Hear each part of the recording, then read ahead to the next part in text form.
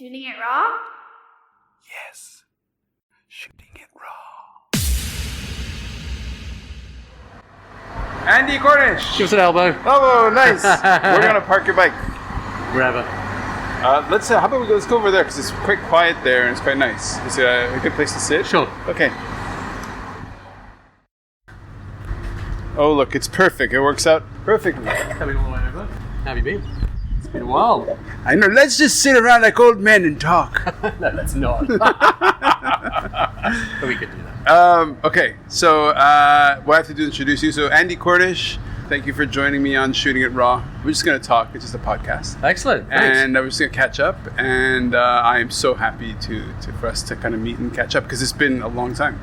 It must be at least 5 years. Yeah, I don't know. Quite a while. Yeah, too long. You're rocking the eyebrows just like me, so I love it. So right now we're in Wiwo. And how long have you lived in Wiwo now? I just moved here last year. Oh, great. It was in the city before. Moved out, and it's been very tranquil. Don't you love it? Yeah, it's fantastic. I miss it so much. Yeah, I've got a 2-year-old now, and there's buffalo, wandering past the house, and all the wildlife and stuff like that. Yeah, we went frog hunting the other night. Oh, sweet. Which she loves. So yeah, it's great. It's great. Just to describe where we are. So you and I are seated on stools that we just picked off the whatever concrete. We're seated. In front of us is. How would you describe the landscape in front of us? So we're in the bay of Moiwo, so Silvermine Bay, sort of looking out towards the sea, next to the ferry pier. There's a fast ferry to Central pulling out now. So it's looking pretty good. It's like 28 degrees, 27 degrees. It's sunny. It's hot. We're out of the sun.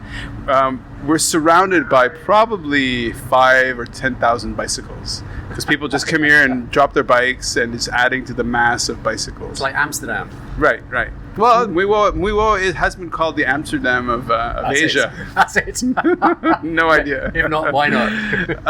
But started here. But so the reason why I asked you here is because you use photography. Well, the podcast is centered around photography, or it starts with photography. Yes. I said, send me a couple of photos that capture where you're at these days, and let's see where we go from there. So you sent me those 2 stunning images. You want to talk about them from memory, or you want me to bring them up on my phone? Happy to talk about them from memory. So these are pictures of oceanic white-tip sharks that I took in the Red Sea at the end of 2018. So I actually work in shark conservation. I'm a sort of marine ecologist by training. I grew up in Hong Kong, did my PhD on reef fishes, and in way back. You did your PhD in Hong Kong? In Hong Kong, yes, at the University of Hong Kong. And then sort of fast forward, almost 20 years now, and I'm working for World Wildlife Fund, heading up their global shark conservation program. Amazing. So that particular species, definitely one of my favorite sharks. Okay. These oceanic whitetips, so they're pelagic, so open water species. They used to be the most abundant shark in all of the tropical oceans. When you went out in the world. In the world, yeah. Wow. On the high seas, anyway. So they're not so much around. You don't see them close to the coast. But they've been so decimated by fishing in the Pacific that I actually had to. I've dived in this part of the world for I don't know, I guess 20 years as well. Right. You kind of stopped counting. Sure, no. After that period of time. I don't know. What's your age? I have no idea. Yeah. Whatever. 72. Yeah, whatever. So never seen one. Unlikely to see one in the Pacific. So I had to go all the way to the Red Sea with a dive group to see them in the Red Sea, and amazing. It was phenomenal. Yeah, imagine. I can totally imagine. Okay, I'm gonna put you on the spot. What was your thesis? For your PhD thesis. So I studied the reef fishes of Hong Kong.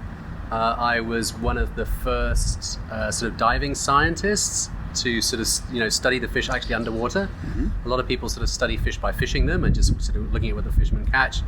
So yeah, and it's a funny year. So it's actually 25 years since the year that I started, which was actually when we had our last shark attack. Wow. In Hong Kong. Oh wow. So.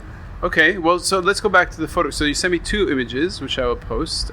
One of them is, it's really hard, actually, not to get dramatic light in the ocean, because you have the sun overhead. So you have Yes. this like the rays going through the water.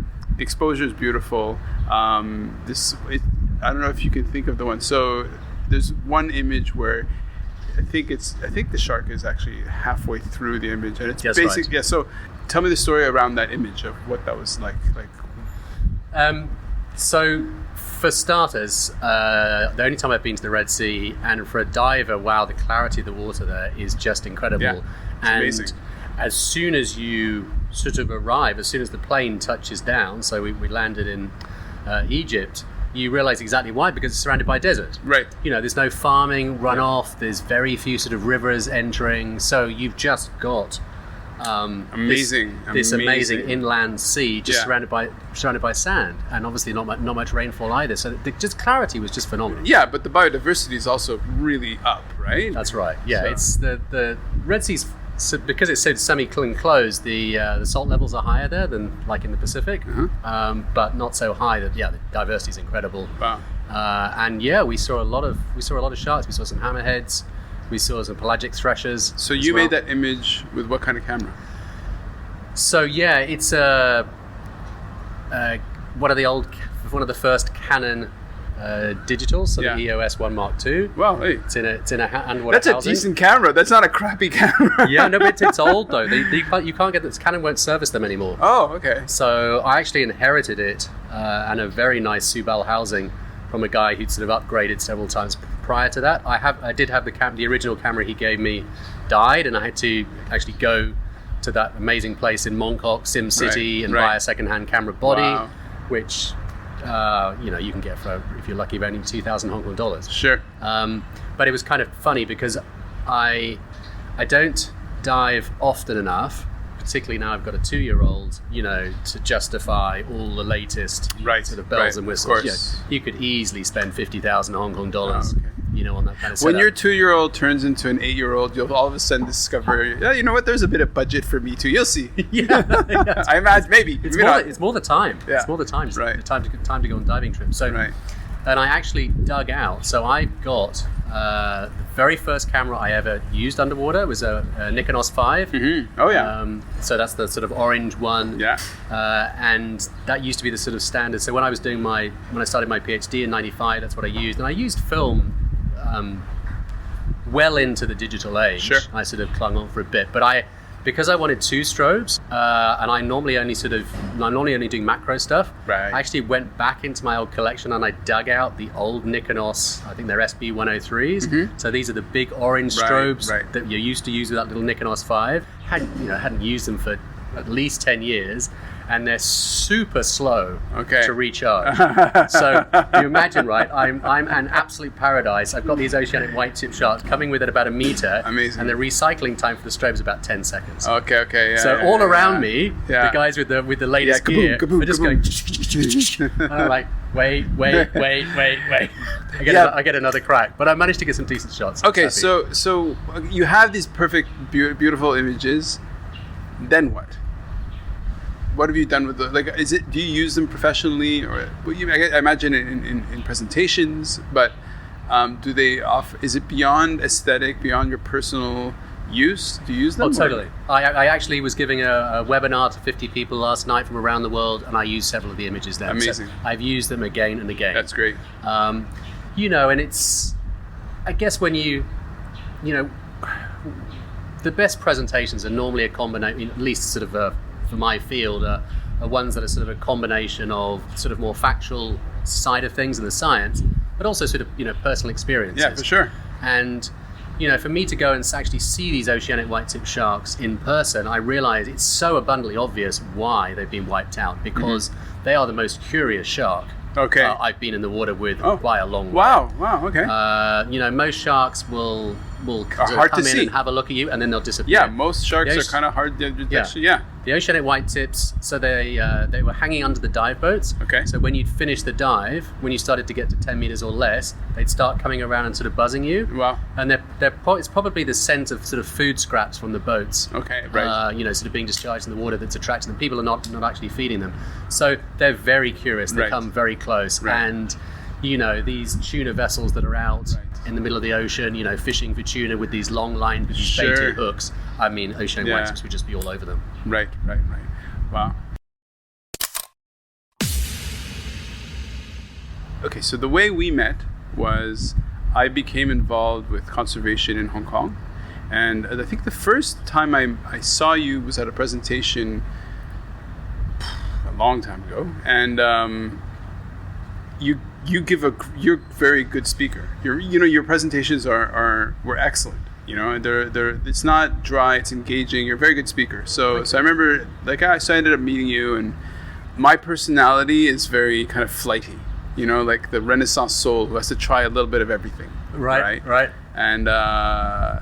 And for a while, I was quite committed to marine conservation and particularly sharks through shark rescue. You absolutely were. But what I really admire is people like you who have the persistence and the tenacity.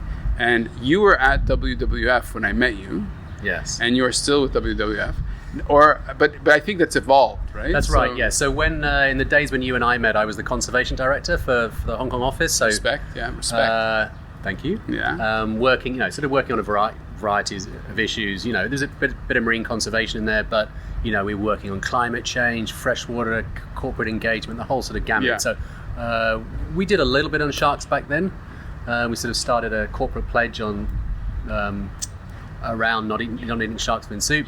But I mean, we weren't doing anything on shark conservation. So, which is why I started shark rescue, because there was the gap. So I thought, okay, well, let's see. But go ahead. That's right. Yeah. So I did that for a number of years, and then about 6 or 7 years. See, we're not counting decades this time. No, it's great. Transferred to my current position, which is working 100% on sharks. And is it? You said global, or is that global? Yes. Oh, really? Yes. Okay, but based in Hong Kong.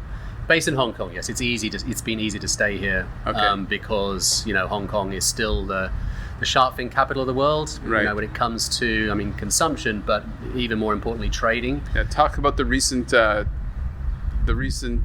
massive seizure. Yeah. Yeah. This has kind of gone global. So Hong Kong has long been the biggest trading hub. So shark fin coming from fishing countries into Hong Kong and into China. Sometimes the fins being processed and then coming back. But anyway, it used to be about 50% of the global trade. It's now about 40%, but it's still, do you know if consumption in Hong Kong has gone down? I know the trade is maintained, but has consumption gone down? It has gone down. We set ourselves in the target in the first few years, reducing consumption by about 10%, and there were other groups, including yourself, working on it. I think the data showed that we achieved that, and in places like Singapore as well, which was great. But and when you talk to people about it, everybody will say, "Oh, I went to this wedding," or it's we see that much more rarely now. But we actually got a consultancy that specializes in doing sort of public surveys to actually do one a couple of years ago. To find out what's actually happening. Still, 7 out of 10 people in Hong Kong had consumed shark fin in the previous year.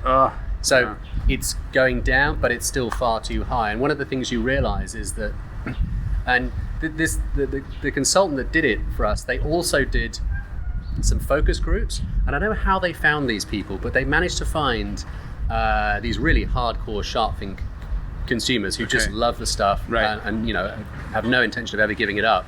And you realize that your sort of perceptions of the world are shaped a lot by the people you know, but the people you know tend to have similar views to you. Sure. And it really showed that there's a sort of segment of society that I have very little or maybe no direct contact with, and they're just and they're still chowing it away like there's no tomorrow. So that was a bit of a wake up call, and we need to. Wouldn't that be that? Well, were you born in Hong Kong? Almost. I came here when I was 2. I love that. Not by choice. Yeah, that's cool, man. No, but that could be a big one. Is the cultural divide? I mean, Hong Kong is, relatively cosmopolitan, but there's still a divide between the local Chinese and then the non-Chinese. Well, I think it's more nuanced than that. We obviously have but certainly the more traditional and the to a certain extent, the older Right. generation. Right. This survey sort of looked in depth at the sort of profiles of the people who, were very close to stopping consuming, and the ones who were still consuming. And, a lot of the messaging around eating shark fin in Hong Kong sort of focused on, it's bad for the environment, sort of animal cruelty, species are going extinct, it's not sustainable. And you can see that kind of message just doesn't resonate at all with the sort of diehards who are consuming shark fin. So it's... My impression was that it was going down, particularly as an age group, that people say over 50 or 60, the sort of diehard, I don't know if I'm wrong, but I may be wrong, but I thought just like the younger generation, certainly the millennials, were just like, meh. So am I wrong? From the data. You're right and not right. So... Often the case. Well, that's for me. That's a whole. I'll interview you about that. How's that? That's fine. We'll do an hour on that. No.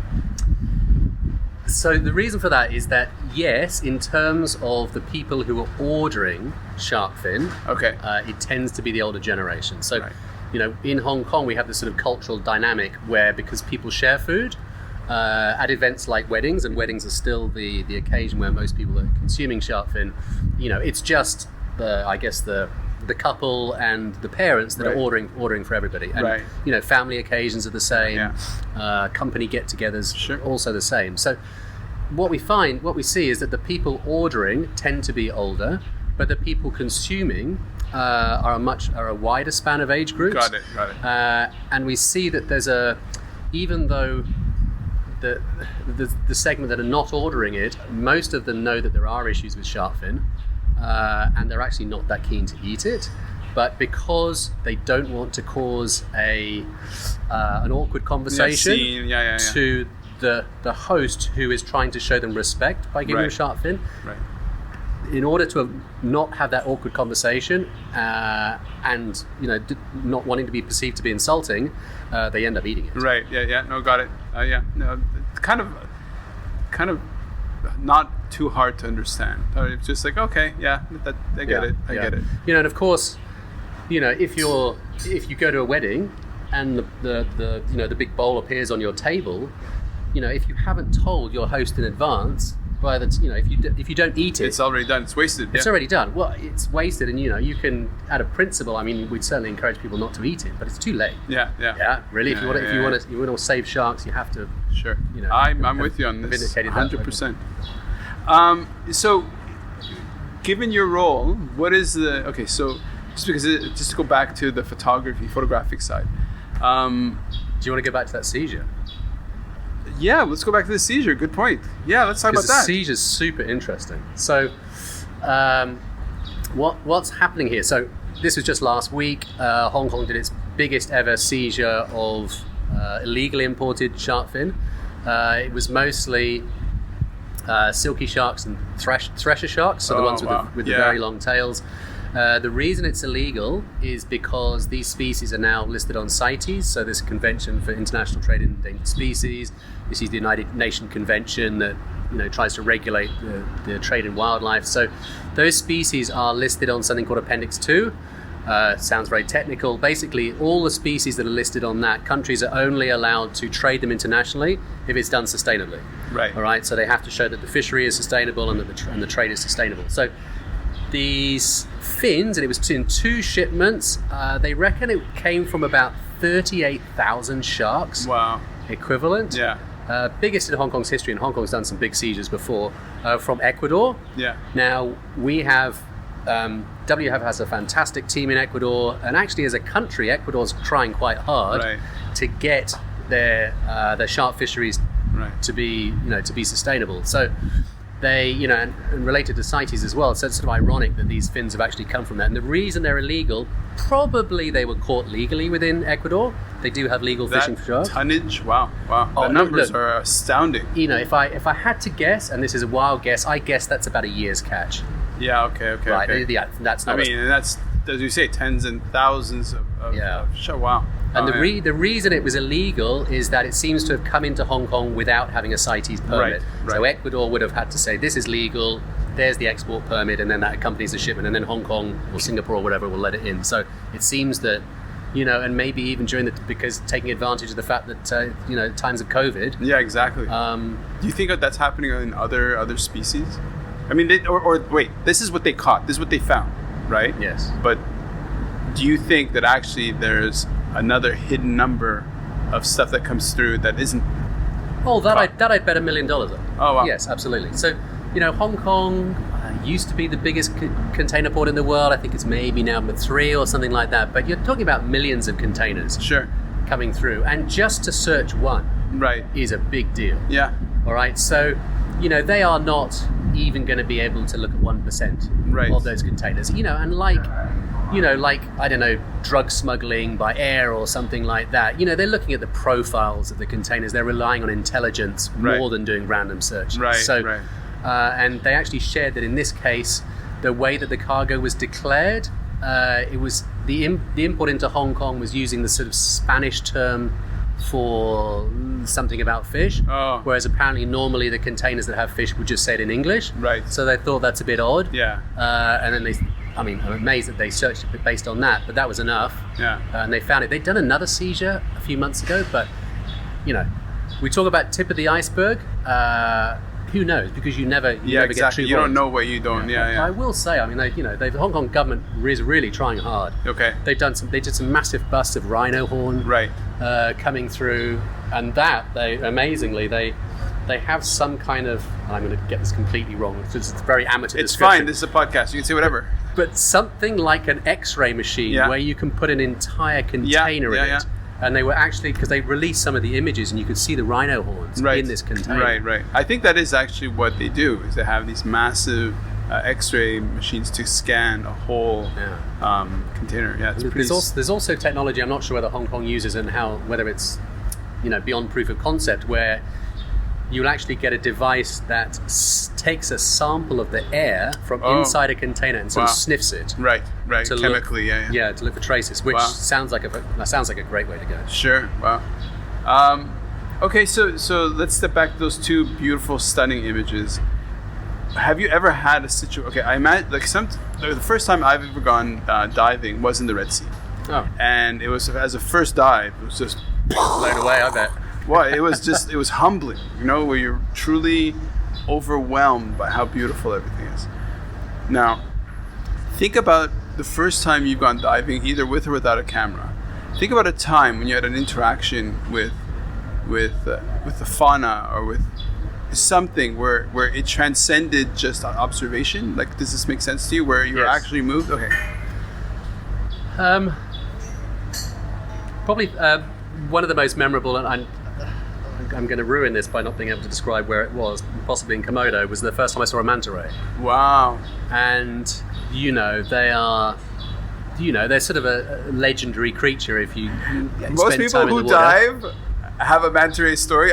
You tell me yours is a manta ray story. Go ahead. Yours is way better than mine. It was such a long time ago, I can't remember a huge amount about it, except that, they're big animals, but just to see one up close, and the way they swim is so sort of gently majestic, and they'll often be interested enough to come round a few times, and your jaw would be hitting the floor if you didn't have to keep the regulator in your mouth, and you're just like, oh wow, that's amazing. That is amazing. So I've had some amazing shark encounters, which of a different kind. But did you have your camera for the manta ray? If I did, I didn't take any good pictures because I haven't got any now. Yeah, and those kind of moments. Sometimes it's better just to put your camera down. Live because otherwise, all you get is the images, rather than the whole 360 experience of just being in and watching and observing. Amazing. So tell us your manta ray story. Okay, well, my manta ray story was so after the tsunami, where Delian and I almost died, she was quite freaked out by the water. We were in the Philippines, and she said, "Listen, you go dive. I'm afraid of diving. You go dive. If you dive, I'm just gonna snorkel." I was like, "Yeah, okay." So I go for a dive. It's totally beautiful. if I come up, I'm just like, oh, so how was snorkeling? Are you okay? She goes, you would never believe what happened. I'm like, what? She goes, 3 manta rays circled me for about 20 minutes. No way. Amazing. Wow. Amazing. Excellent. She said like they're just gigantic, and the 3 of them were just doing rotations around fabulous, her. yeah. And she was just in the middle. And just listen, that's that for her was awesome. Yeah. Yeah, and it doesn't matter how many times you see manta rays, it never gets old. Now, just to shift gears, in Hong Kong, like for me, I live by the water. We used to have manta rays here. Yeah. We used to have a lot of things here. We did. You would know this probably more than anybody on Earth, perhaps. I'm not... On the scale of expertise in terms of Hong Kong's marine biodiversity, are you in the top 10? I'll go for top 10, yes. You're so humble. I love it. So, with COVID and in Sai Kung, I've noticed actually water clarity to be rather high. And what would you say? Have you, in terms of professionally, have you noticed in the past 2 or 3 months, in terms of issues that have been coming up, or some issues that have actually improved? Is there anything like that in Hong Kong? Yeah. Not so much that I've heard of, and this period of time right here in May is one of the times when the water clarity is always best. Okay. So summer normally, once you get into sort of June, when the water really heats up, you sort of get these algal blooms, so the water goes green until sort of August, September, more like September, and then often it needs a typhoon actually to sort of stir it up, and then you get better clarity. So I was up in Sai Kung, actually at Dai Long Wan, last weekend, and it was just stunning. I mean, you could see the sandy floor under the boat. I was snorkeling around with stingrays. Nice. It was fabulous, and it makes me want to go diving badly again. Yeah. But of course, there's not many people going out at the moment. I mean, Hong Kong is a bit different because we didn't have a full lockdown. Right. So, as far as I'm aware, fishing has continued more or less as normal. Oh, okay. And one of the things that's been very disruptive for fishing in other countries is that even if the fishermen go out, they can't get their catch to market because all the supply chains have been disrupted. Right. Maybe the company that makes the ice is just not operating because, I was on a call a few weeks ago, and the colleague from the Philippines was saying that, that at that particular time, the drivers who might normally take seafood to Manila, all right, if they went to Manila, they had to go into a 2-week quarantine. Right. So all this kind of stuff. So pause for sure. Yeah. Any big campaigns coming up, or that you either have wrapped up, or because you're working? I guess your mandate is global. Yes. So what about Hong Kong's shark populations?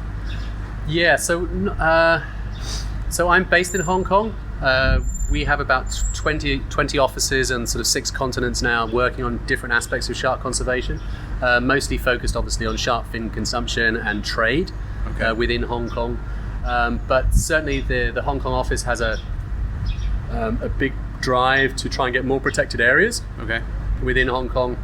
And you've only got to look at the sharks. Like marine parks? Yes, marine parks. Yeah. Okay. We have 40% of our terrestrial area, in this incredibly dense city that's protected by country parks. Right. It's the world leader. The figure for marine is less than 10%. Right.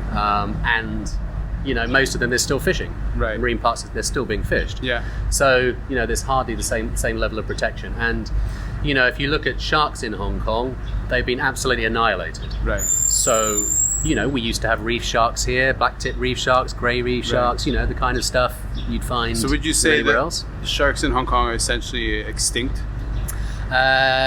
Yes. Except for those that kind of traverse through. Every once in a while you hear about a whale shark. Like what? Yes. Apart from those, so you're not resident. And there's 2 small species. There's one of them is a white-spotted bamboo shark.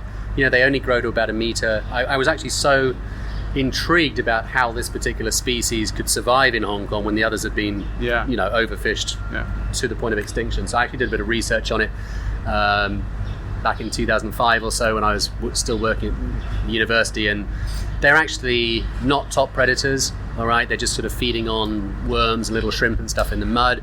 They they grow fairly quickly, they reproduce fairly quickly, they Right. lay these egg cases, so they're able to withstand the fishing pressure in Hong Kong.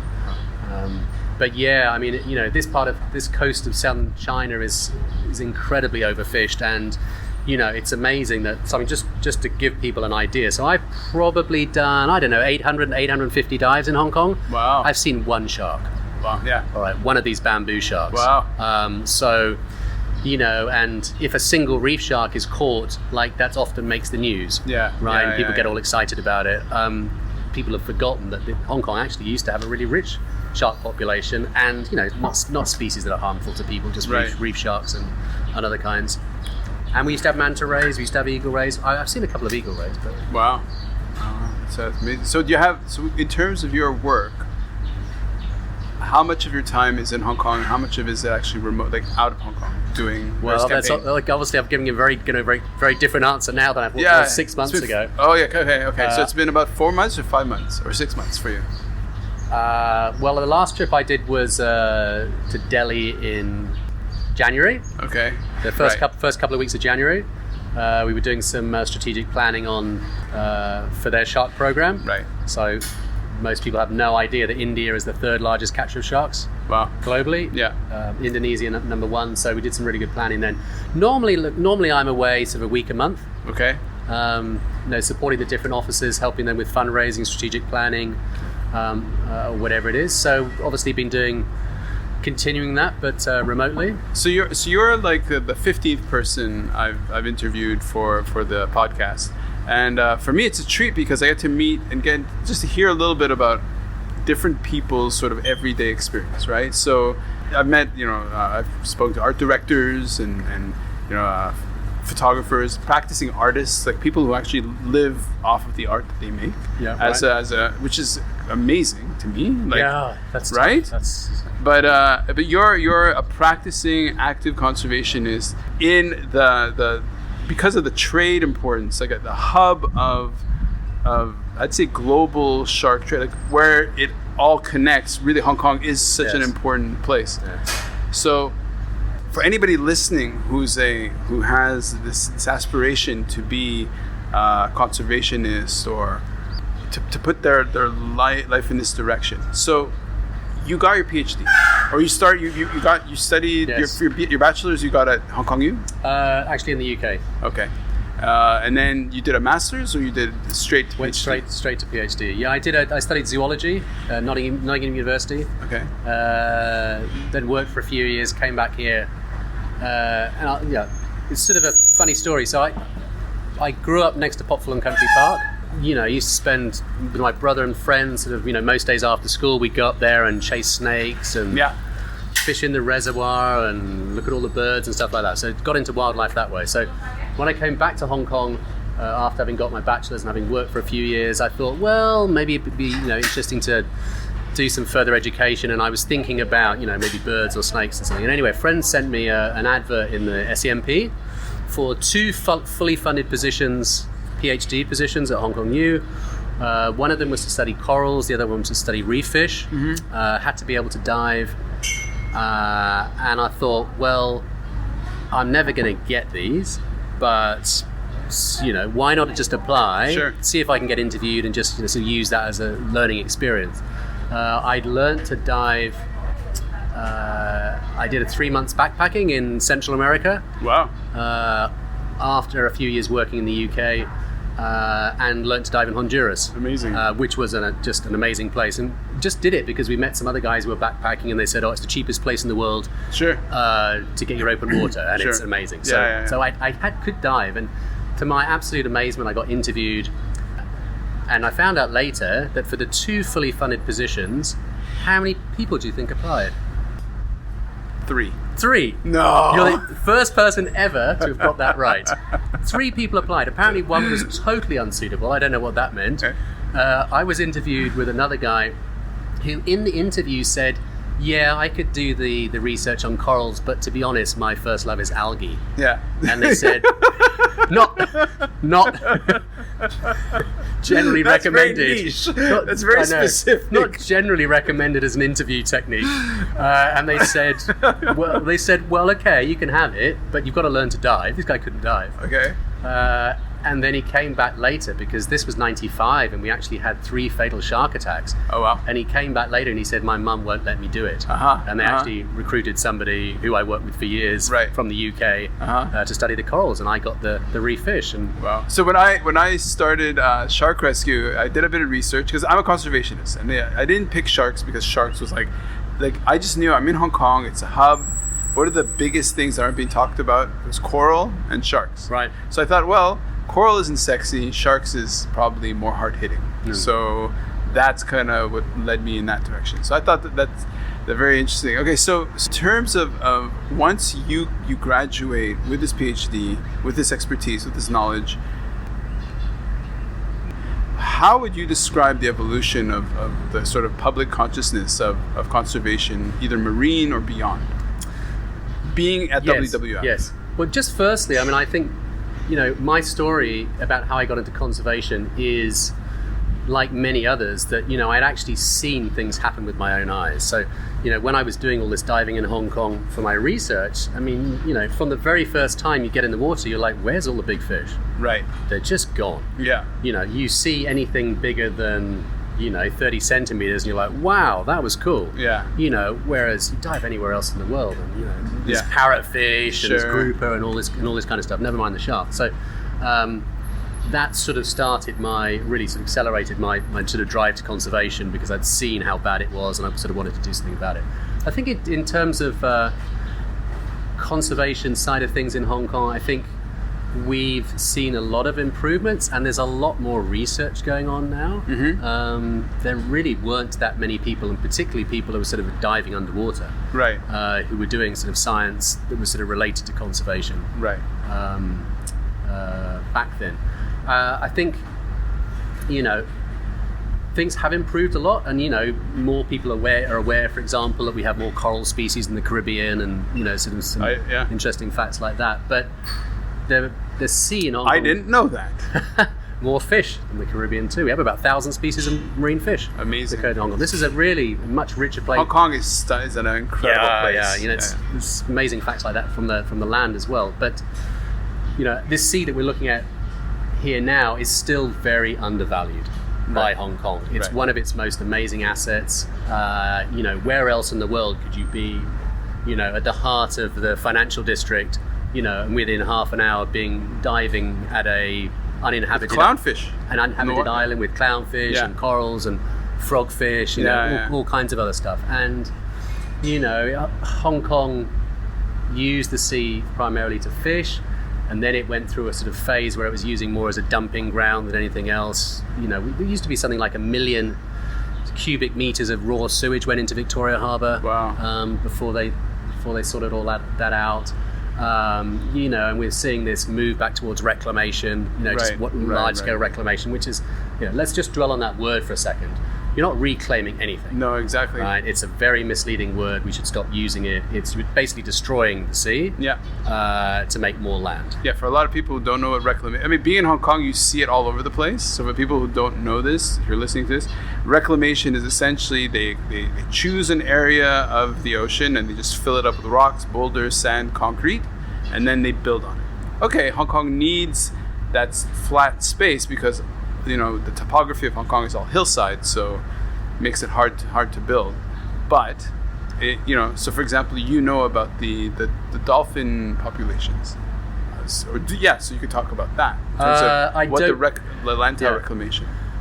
I mean, very unfortunate that the airport, the Macau-Zhuhai Bridge.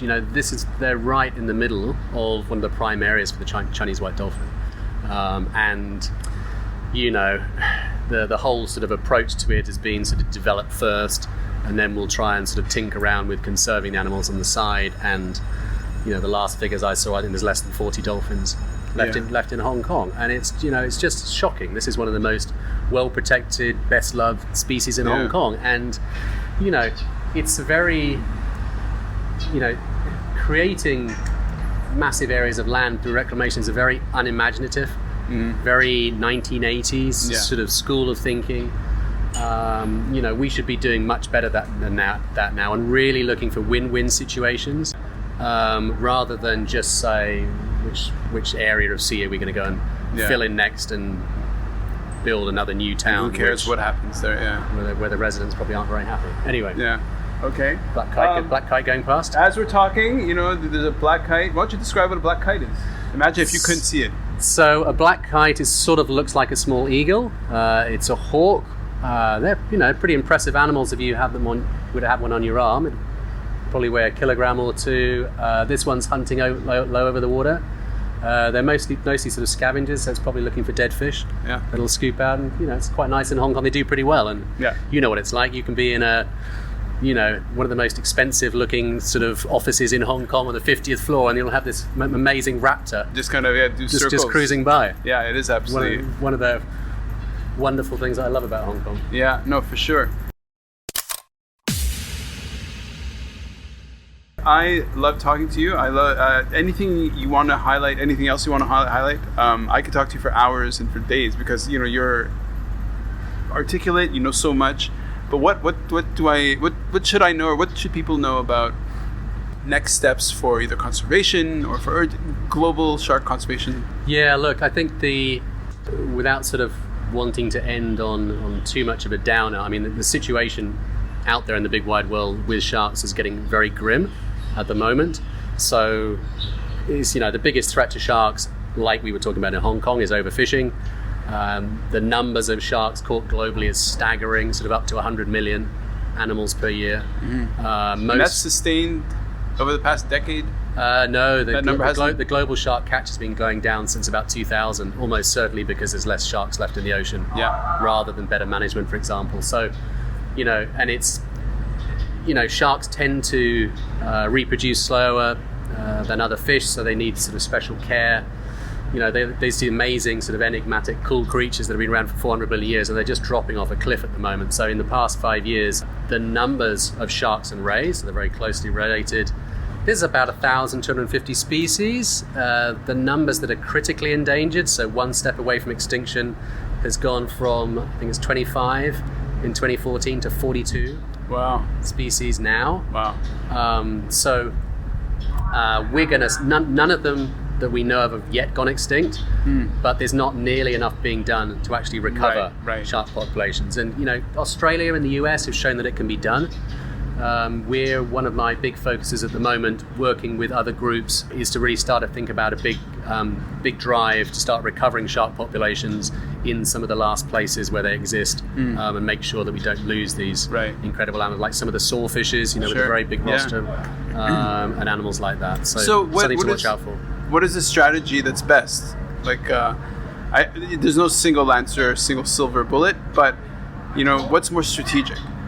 Targeting the policymakers, public awareness. What would you say is? We have to find. In a place like Hong Kong, we have to reduce shark fin consumption, and it's definitely one of the drivers for the overfishing. It's the most valuable product, and something like some species you've never heard of before, like giant guitar fishes.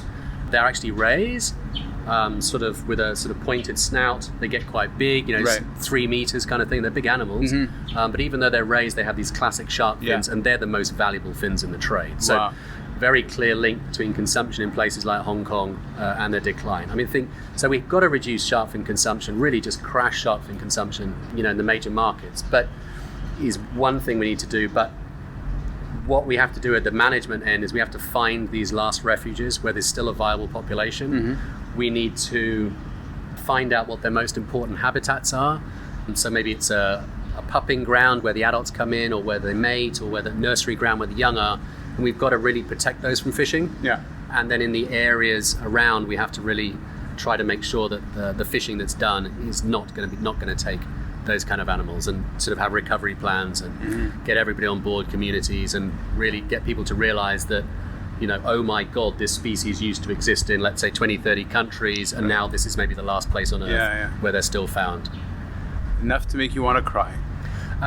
Yes, but if we did nothing about it, it would. I'm quite excited about this sort of program that we're building, and you know, the biggest thing we have to do is get the urgency up. More people need to know Right. what's going on. You know, like talking to you, to me, is such an electrifying experience. Because so what happened was, in 2016, 2017, I had to stop shark rescue. So I had to sort of put it on pause. Sure. Because I went back to Canada and I had to stop it. And it's just been sitting there. And so talking to you is so motivating that I'm committing to you that I'm going to revive shark rescue. So wait, that's actually a good question coming out of that.